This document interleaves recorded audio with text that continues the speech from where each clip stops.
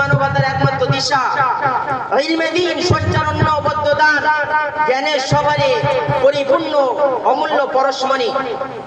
শ্রদ্ধেয় শ্রোতা মণ্ডলী, আইমে জাহেলিয়াতের যুগের দিকে তাকালে দেখা যায় যখন আরবের গোত্রে গোত্রে চলছিল মারামারি, কাটাকাটি, হানাহানি, যখন নারী জাতি ছিল পুরুষের ভোগপণ্য, যখন সারা পৃথিবী চলছিল অত্যাচার, অনাচার, অবিচারের সমাজ, ঠিক সেই সময় অবতীর্ণ হন মানব জাতির কাণ্ডারি, ভ্রান্ত প্রতীকের পথের দিশারি মহানবী সাল্লাল্লাহু আলাইহি সাল্লাম ও আল্লাহ তাআলার আল কুরআনুল কারীম। পাল্টে যায় অবিশ্বাস্যভাবে দৃষ্টিপথ, বদলে যায় বিশ্ব সভ্যতা। এই অন্ধকার সভ্যতার কবর রচনা করে, কোরআনের জ্ঞান রচনা করে এমন এক আলোর উজ্জ্বলের সভ্যতা তৈরি হলো, যে সভ্যতার ছায়াতলে এসে আয়ামে জাহেলিয়াতের যুগ রূপান্তরিত হয় এক সোনার যুগ হিসাবে। এই ইলমে দ্বীন হলো চতুর্মুখী জ্ঞান বিদ্যা। এই ইলম অর্জন করে দার্শনিক হওয়া যায়, ঐতিহাসিক হওয়া যায়, ভৌগোলিক হওয়া যায়, গাণিতিক হওয়া যায়, জ্যোতির্বিদ হওয়া যায়, পদার্থবিদ হওয়া যায়, পঞ্জিকাবিদ হওয়া যায়, ভাষাতত্ত্ববিদ হওয়া যায়, চিকিৎসক হওয়া যায়। আজ আমরা এই ইলমে দ্বীনকে বিজ্ঞান ঝুলি হাতে ধরানোর শিক্ষা মনে করি, কিন্তু তা নয়। এই ইলমে দ্বীন হলো এক অমূল্য জ্ঞান। তাহলে শুনুন, রকেট তৈরির আবিষ্কার কে করে দিয়েছিলেন? তিনি হলেন একজন আলেম, তিনি হলেন আল্লামা আবু রাইহান আল বেরুনি রহমাতুল্লাহি আলাইহি।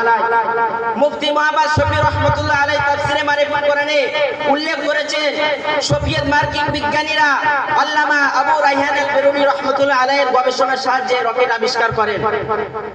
আর একজন মিশরীয় বিজ্ঞানী হাসান আল-নাম্মা রহমাতুল্লাহ আলাইহি তার লিখিত বই আল ফুরুসিয়া ওয়াল মানাসিবুল হারাবিয়া গ্রন্থে 22টি স্তরে বর্ষে 70 সালে রকেট তৈরির বর্ণনা করে গিয়েছিলেন। এসব আবিষ্কার ইসলামের সভ্যতা বিজ্ঞানীরা উদ্ভাবন করেছিল। এবারে আসি চিকিৎসা জগতে ইলম অর্জনকারীদের ভূমিকা। আবু বকর জাকারিয়া আল-রাজি ছিলেন একজন বিশ্ববিখ্যাত দার্শনিক, কেমিস্ট্রি এবং সারা বিশ্বে সর্বশ্রেষ্ঠ চিকিৎসক হিসেবে তিনি পরিচিত ছিল। তার লিখিত বই কানুনস অফ মেডিসিন। এবারে আসি বিশ্বের ইতিহাসে কবি ও সাহিত্যিকদের অন্যতম ইলম অর্জনকারীদের ভূমিকা। মাওলানা জালালউদ্দিন রুমি ছিলেন একজন বিশ্বের ইতিহাসে কবি ও সাহিত্যিকদের অন্যতম। এখনো তার সাহিত্য বিশ্বব্যাপী প্রশংসিত। বিশ্বকবি, কবি সম্রাট আল্লামা ইকবাল অন্যতম কবি। চাঁদে যাওয়ার জন্য রকেট তৈরি করে গিয়েছে ও মরণ রোগের ঔষধ তৈরি করে গিয়েছে। তারা ইলম অর্জন করে লেখনের জন্য কলম ধরেছে আমাদের পূর্বসূরি আলেমরা। একজন আলেম মানে হুজুর বা ইমাম নয়, একজন আলেম মানে দেশ ও দশের জন্য জীবন উৎসর্গকারী। ওই জন্য আমাদেরকে আলেম হতে হবে, হাফেজ হতে হবে, জাতির পরিবর্তন করার জন্য, জাতির জন্য ইসলামের এক একটা খুঁটি হয়ে দাঁড়াতে হবে আমাদেরকে। যে জাতি কিভাবে আল্লাহ ভোলা বান্দা আল্লাহর দিকে চলে যায়, জাহান্নামের দিক থেকে ফিরে জান্নাতে চলে যায়, জাতি কিভাবে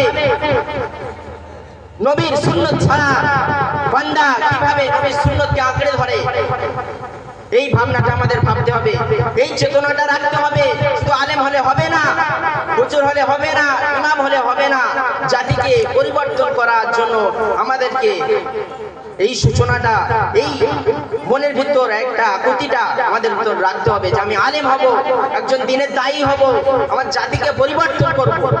ওই জন্য ভাই, আমরা যারা ইলম অর্জন করছি, মাদ্রাসাতে পড়াশোনা করছি, শুধু পড়াশোনা করলে হবে না।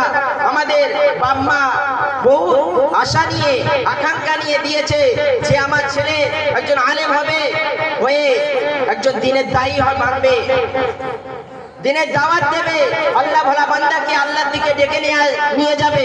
ওই জন্য আমাদেরকে সকলকে এই চেতনাটা রাখা দরকার যে আমি আলেম হয়ে, হাফেজ হয়ে আমি একটা ইসলামের একটা খুঁটি হব, ইসলামের দায়ী বানবো।